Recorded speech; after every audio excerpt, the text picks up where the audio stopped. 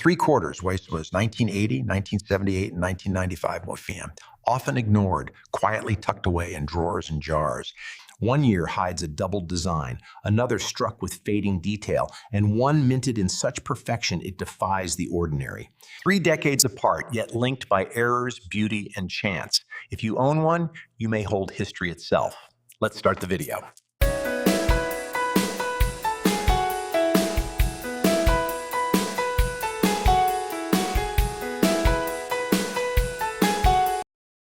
You might scoff at a pocket full of quarters, but the 1980 issue quietly holds stories of rushed minting, worn-dyed details, and surprise errors that can push its value from mere cents to thousands of dollars.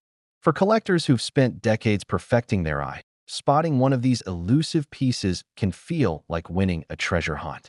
As you settle in, picture yourself at the U.S. Mint during that pivotal year, watching millions of coins roll off production lines, some destined for wallets, others slipping through cracks to become today's most sought-after rarities.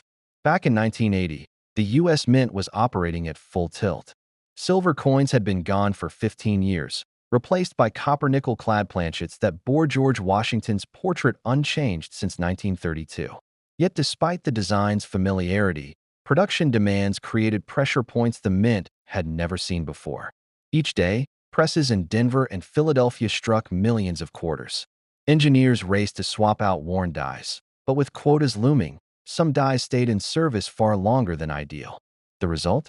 An intricate tapestry of subtle variations, with every mint mark and die stayed offering a chance for something extraordinary. Spotting a 1980 quarter begins with the mint mark. Those bearing a crisp D just below the ribbon on Washington's neck hail from Denver, while their plain neck counterparts come from Philadelphia. Early year strikes reveal sharp, raised hair locks, and bold lettering, especially on the word Liberty arching over the top rim. As dies aged, high points like Washington's hair curls and the ribbon's folds softened, creating a slightly flattened look that betrays a late-run piece. Collectors prize early strikes for their clarity, but seasoned eyes learn to appreciate the nuances of wear, the way light catches a faint die crack, or how mint-state coins retain their original luster even after years in storage. Among the most coveted are the rare double die obverse. These occur when the hubbing press impresses the design twice, offset by a hair's breadth. On the 1980 quarter, doubling shows up most dramatically on the first L in Liberty, the E at the end, and the letters in I in God We Trust. Inspecting under magnification, you'll see a ghost image shadowing each letter, as though the motto winks at you from two slightly different angles. Only a handful of these error coins are known, making them the holy grail for quarter specialists. A top-grade example recently sold at auction for over $4,000, a figure that makes even experienced collectors blink in disbelief. Die cracks add another layer of intrigue.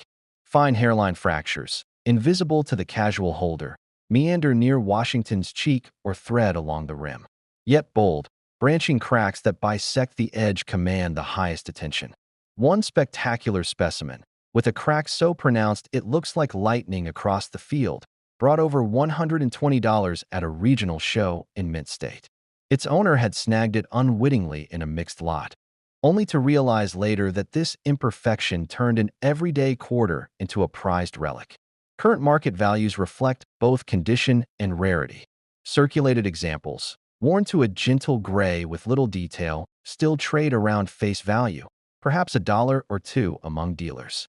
But bring a well-preserved MS 63 example to the table, and you're looking at $20 to $30.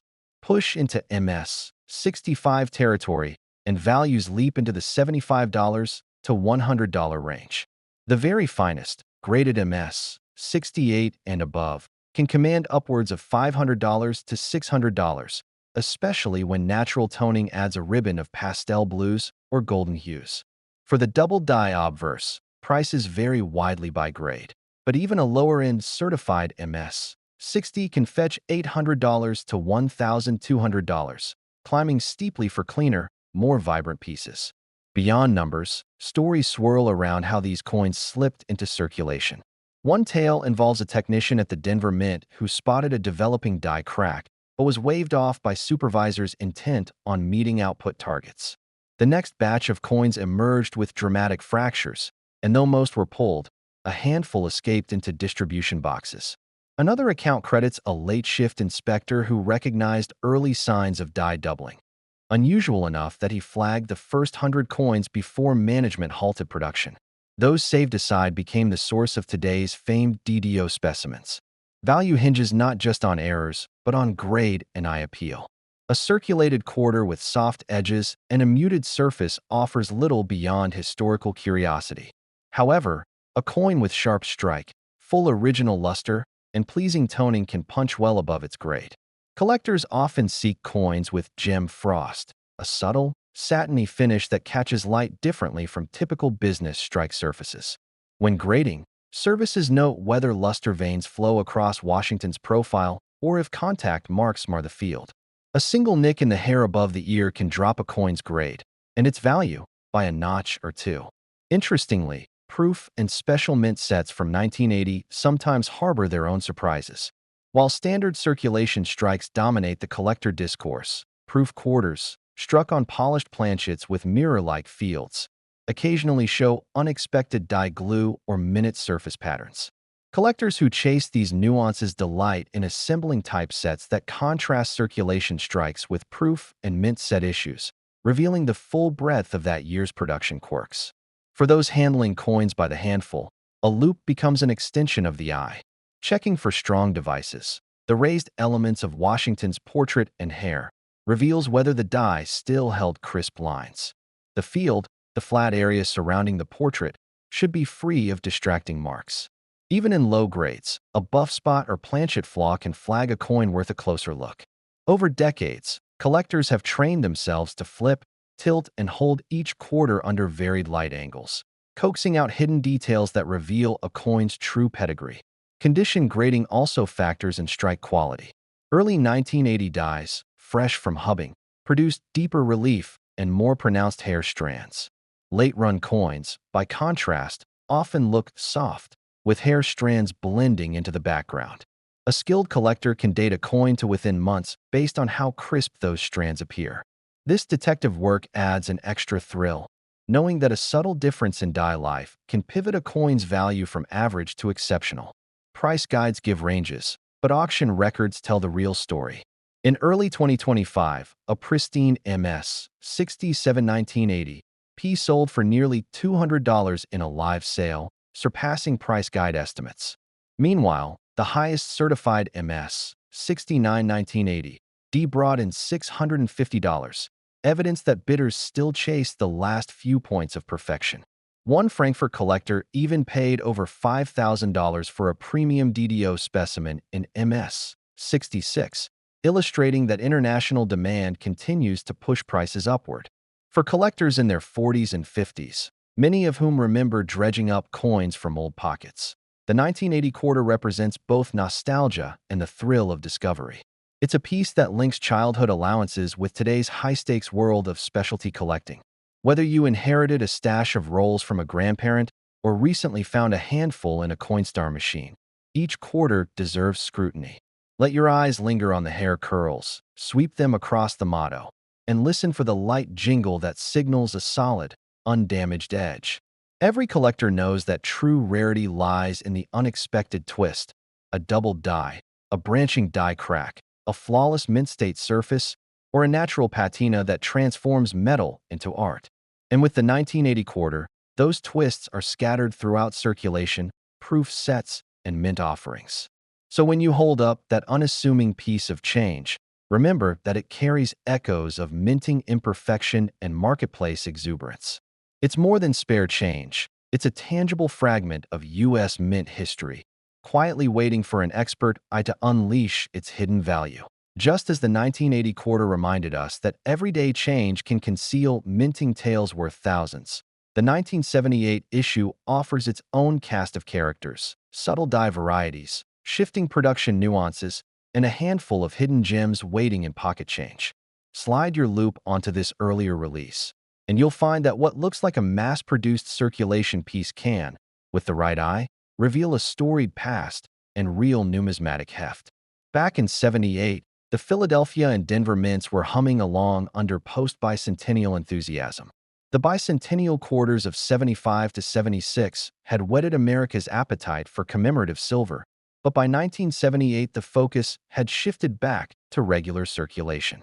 Still, the old design, with Washington's profile on the obverse and the eagle on the reverse, carried forward, unchanged since the 1932 centennial celebrations.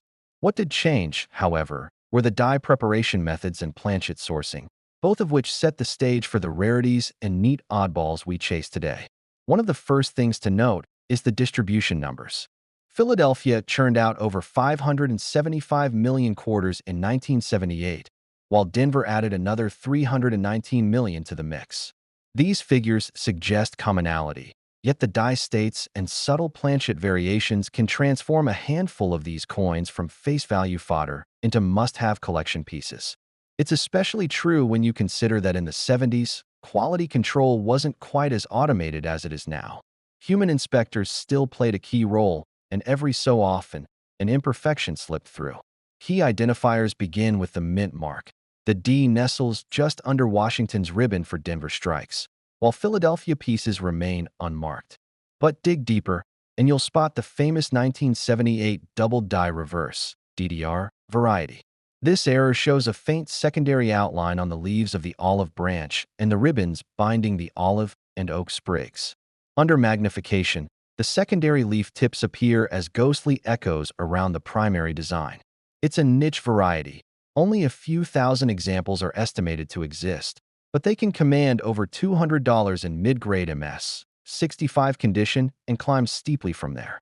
Rarity also stems from dye lubrication issues that year. Some dyes were overgreased during hubbing, leading to softened details and blotchy fields. While most collectors see this as a flaw, specialists prize the contrast between the lightly struck leaves and the surrounding smooth surfaces. One bold specimen, known for its wet dye appearance, sold in 2024 for nearly $300 at an online auction, thanks to its eye-catching mirrors and sharp olive leaf details. Even within broader circulation runs, these mirror-like surfaces can appear unexpectedly, turning an otherwise average coin into a standout showpiece. Market values for standard circulation strikes begin modestly. Well-worn, heavily circulated 1978 quarters trade at face value or for $1 or $2.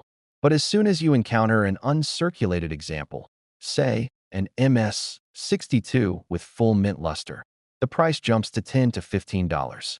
MS-65 specimens, where both obverse and reverse feature complete, uninterrupted luster, and only light contact marks, regularly fetch $50 to $60 among grade-conscious buyers.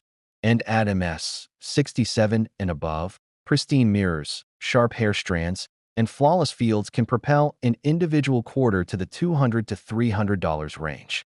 Auction records tell the broader story. In early 2025, one of the finest 1978 D double die reverse coins graded MS-66 sold for just under $1,200, setting a new high-water mark for the variety. At the same event, a deep mirror proof-like standard strike, an example unusually free of dye polish lines, crossed the block for $750. These figures underscore how both error varieties and exceptional strikes remain the lodestars of collectors chasing that perfect rare find.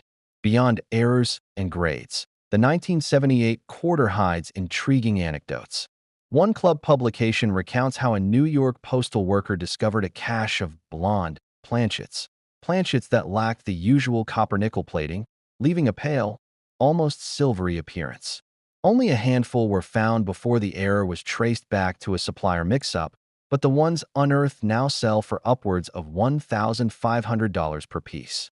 Similarly, a shipment destined for a Midwest bank turned up with coins showing faint dye polish lines on Washington's hair, suggesting that fresh dyes were pre-polished to speed production, a quirk that today's specialists hunt down for its rarity alone.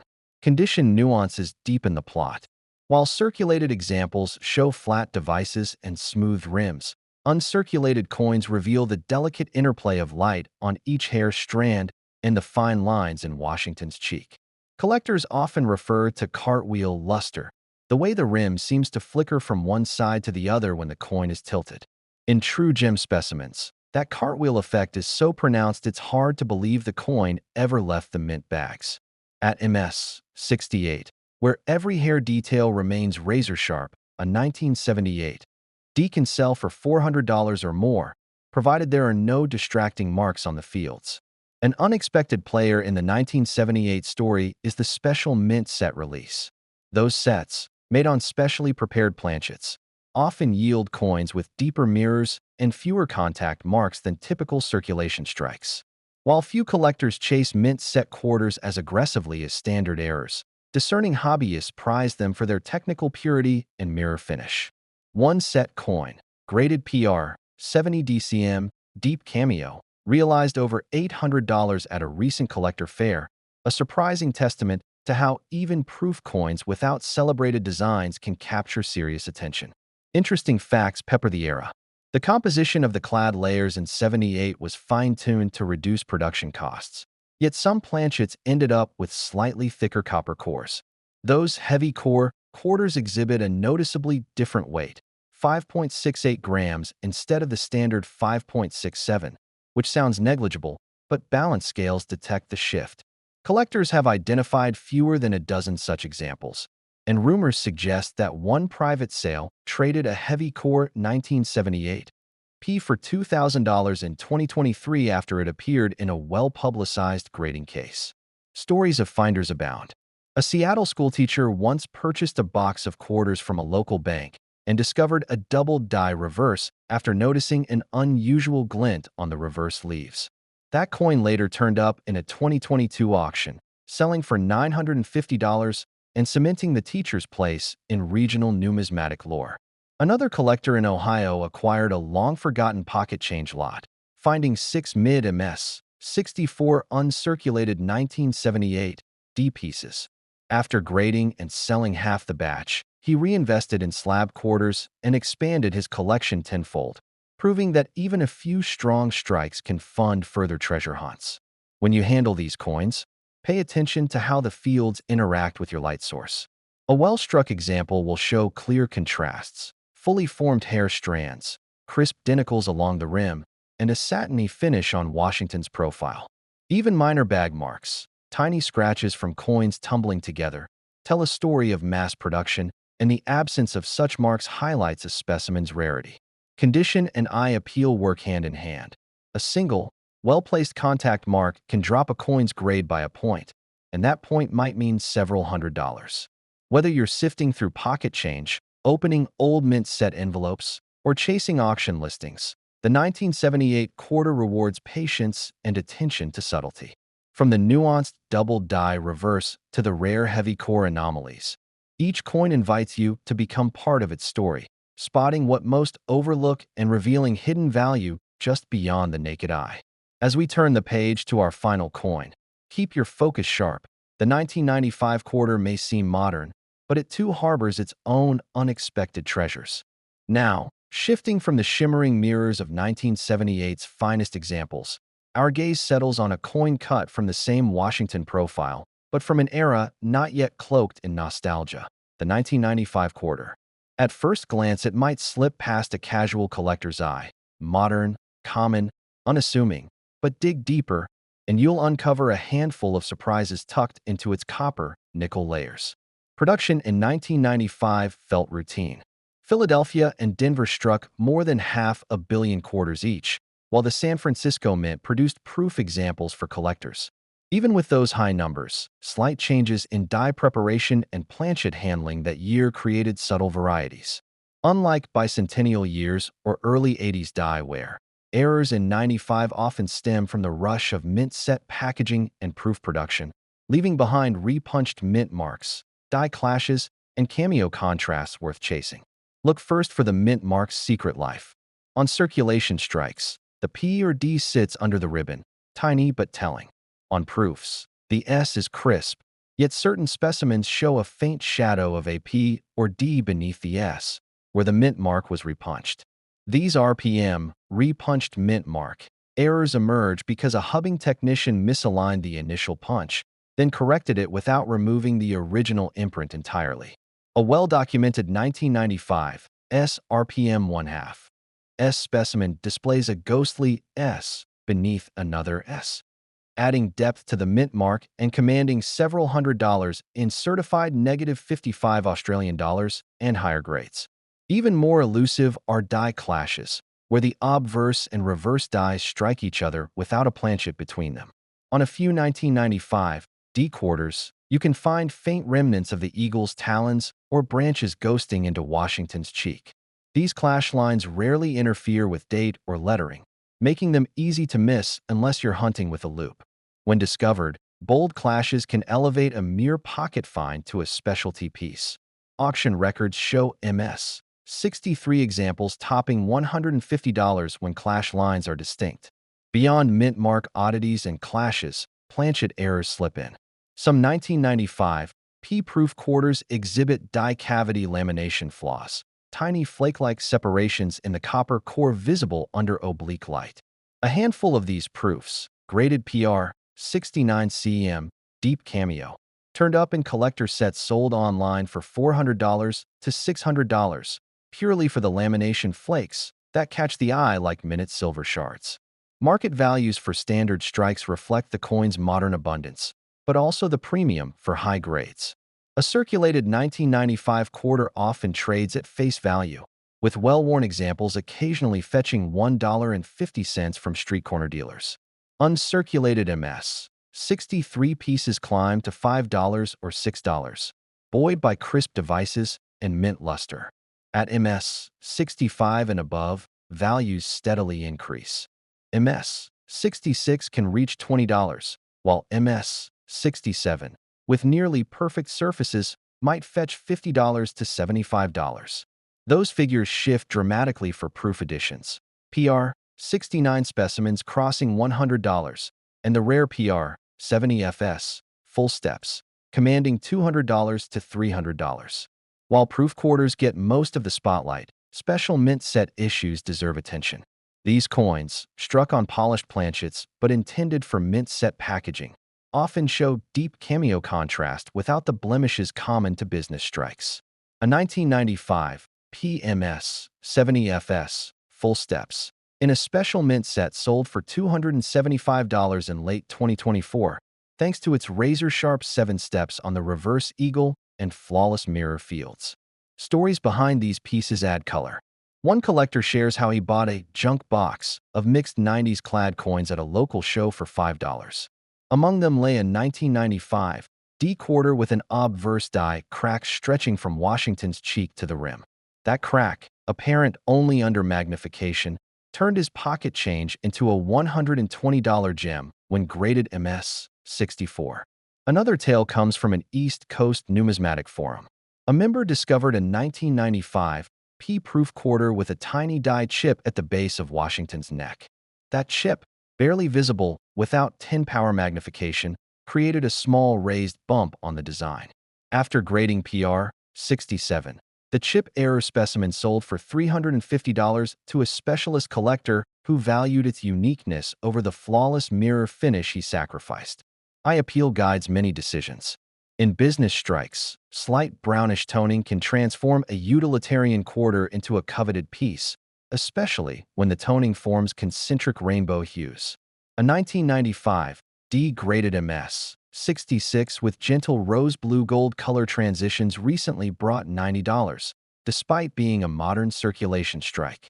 Dealers note that while untuned coins meet technical grade standards, toned examples spark emotional bids and higher returns.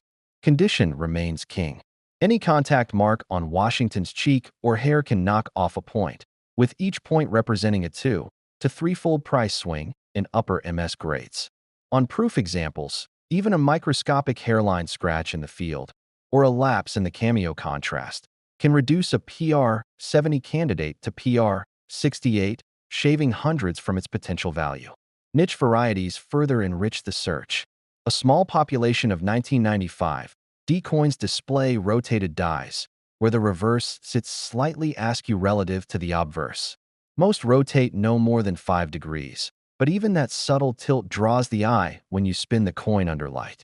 A rotated die example graded MS 65 sold for $250 in early 2025, proof that off-center diagnostics aren't limited to exotic 19th century patterns. Collectors also prize coins with exceptional cartwheel luster.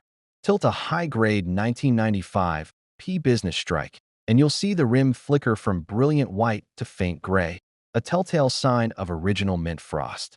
When certified MS 67, such coins trade for $150 to $200, reflecting demand for modern issues that retain both full luster and flawless fields. In the realm of errors, perhaps most beguiling are the filled die examples. Residual debris lodged in the die cavity during striking can fill tiny portions of the design, leaving smooth, unstruck areas. A 1995 P quarter with a filled die step on the tail feathers of the eagles reverse sold for $180 at an online auction, while a similar example graded MS 64 reached $90 in a specialist sale. As we wrap up our tour of the 1995 quarter's hidden depths, remember that modern doesn't mean mundane. The very same run-of-the-mill designs you spent as pocket change can, in the right hands, reveal subtle engineering quirks and minting missteps. From repunched mint marks to die cracks, cameo contrasts to toning, each example tells a story, and the thrill of discovery lives on, even in coins barely 3 decades old. So when you next notice a 1995 quarter peeking from a roll, give it a closer look. Beneath its familiar profile, you might find a rare window into the mint's most recent past. This coin, well, it's something special right out of the gate. Picture this: just last month, at a heritage auction on June 18, 2025, an MS 67 1983 Washington quarter with a textbook perfect D mint mark rang the bell at $3,450. And get this, that sale sent a shockwave through collector circles, because most folks think of 1,983 quarters as pocket change. But when die errors and pristine condition collide, values skyrocket. Now, if you've got a handful of these in your change jar, listen up. Here's exactly what to look for. First, inspect the rim. An off-center strike of just 5% can transform a 25-cent piece into a 4-figure treasure. And second, check the obverse lettering, especially the "In God." On genuine double die examples, that "God" will appear echoed, like a faint shadow. What's fascinating is how often even seasoned collectors miss that doubling. At first glance, a 1983 quarter, well, it looks like any clad Washington. But look closer, and when collectors realized what they had, bids exploded. Take that MS 67 sale. At first glance, nothing special. But look closer, and the planchet had a tiny clip at 8 o'clock, adding a distinct rarity factor. Off-center, clipped planchet, doubled die. That trifecta can fetch 5-figure prices if truly exceptional. Let's break down why this coin climbed so far. In 1983, mintage numbers crack 750 million. Normally, that means plentiful. But error coins exist in the shadows. A misaligned die here, a clipped blank there. Production presses don't catch every flaw. And that's gold for collectors hunting oddities. Here's exactly what to look for on the reverse, spot where the eagle's wing meets the field. If you see any tooling, lines or lamination flakes, you could have a broad strike or die crack variety. That's another jackpot scenario. Condition matters big time.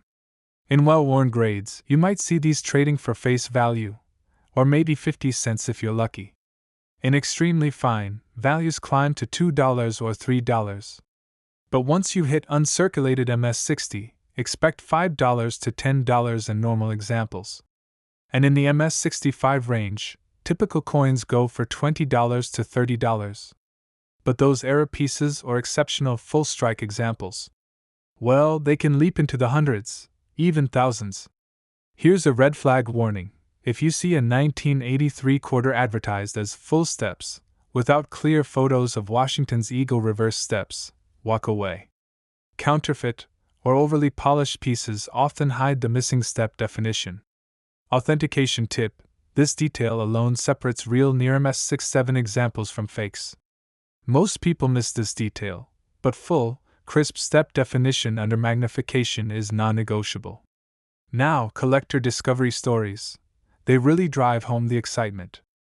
Picture a retiree cleaning out his kid's old coin album. He flips past an unassuming 1983 D quarter, glances at the edges, and smirks. Decades ago, he'd sold a doubled die coin for peanuts at a local show. But this time, he thought, let me just check one last time. Turns out, under a loop, that quarter was off-center by 12%, clipped by 3%, and graded 58 Australian dollars by PCGS. He listed it online, got an offer for $1,200 within hours. That kind of story? It fuels midnight searches through change bowls everywhere. And here's what you really need to know about how these show up in collections. Most end up in pocket spills, on coin sorting trays at banks, or tucked inside dusty government sets. If you're a folder collector, flip through each slab, don't rush. Practical check your collection advice. Use a bright LED loupe and natural daylight if possible. Spin the coin slowly to catch subtle clipping or die cracks that catch the light at certain angles. Current market trend, well, it's been rising steadily over the last 2 years. Error coins from the early 80s have captured imaginations, partly because modern clad errors were once overlooked. Auction volume has surged about 25% year over year, especially for off-center strikes and doubled dies. So realistic expectations? If you find a mid-grade normal specimen, don't expect more than a few dollars. But if that quarter shows even a whisper of misalignment, or die doubling, get it graded. Let's talk grades with a concrete example. Last month, an MS63 normal 1983 piece sold for $14. A week before that, an MS63D, with faint die doubling fetched $150. Then, that MS67D error piece sold for $3,450. Market surprise. When that $150 coin hit the block, bids shot past $200 in 30 seconds. Collectors realized they'd slept on early 80s errors, and panic buying set in. But here's the thing, authentication drama can trip you up. I've seen counterfeit doubling applied by artists trying to simulate a doubled die. Most fakes show raised paste on metal lines over original text. Real doubling is sunk into the die. You'll see indented shadows under certain light angles. If something looks too perfect, be wary. One little-known detail. Some 1983 quarters exhibit a faint die clash between obverse and reverse. That shows up as ghost images of the eagle's wing feathers on Washington's chin. It's subtle, but when you spot it, you know you've hit a rare clash variety. And clash coins command a neat premium, often double typical circulation values, even in lower grades. What about where to sell or buy? Major auction houses like Heritage or Stack's Bowers are safe bets. But for a quick flip, certified dealers on online platforms can move error coins fast. Just verify their feedback and return policy. And if you're grading, go with NGC or PCGS for best resale credibility. Let's bring it full circle with one more suspense beat. Imagine pulling out a handful of quarters at your local cafe. You spot a faint off-center strike, your heart races. You run home, flash that under your loupe, and you realize you've got something few people notice. And when you list it, the auction room goes silent until the hammer drops. So check your jars. Spin coins under daylight. And ask yourself, could that unassuming 1983 Washington quarter be your next big find? That little piece of clad metal could rewrite your collecting story, if you know exactly what to look for.